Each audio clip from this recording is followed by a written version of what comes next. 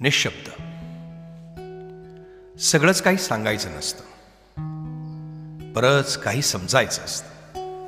सगळंच काही सांगायचं नसतं, बरंच काही समजायचं असतं. शब्दाची संपत्ती उधळायची नसते, एक एक करून खर्चायची असते.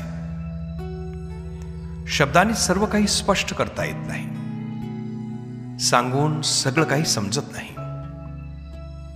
दोन शब्दामधील अंतर जोपर्यंत कळत नाही तोपर्यंत स्तब्धता काय आहे हेच समजत नाही.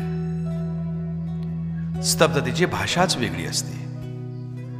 डोळ्यांनी ती वाचायची असते, कान बंद करून ऐकायची असते, मनामध्ये साठवून ठेवायची असते.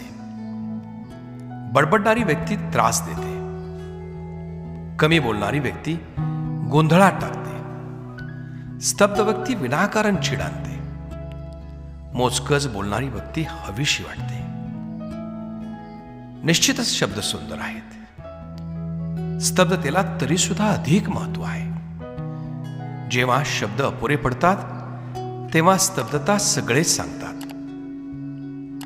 मानवाशिवाय संपूर्ण सृष्टी कमीच बोलते, न बोलता बरेच काही सांगते.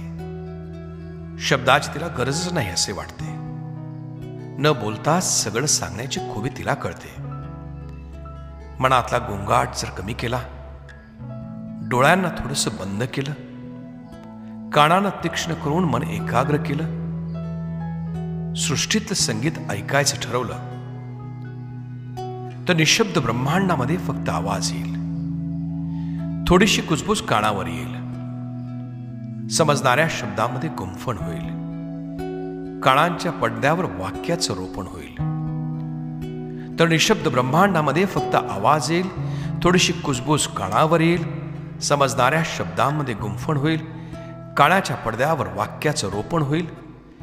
एकाकी मनुष्याला देवाची भेट होईल, वफादार मित्राची हळुवार वाणी येईल, जीवनाची वाटचाल सोपी होईल आणि निःशब्दतेमध्ये सगळं काही साध्य होईल.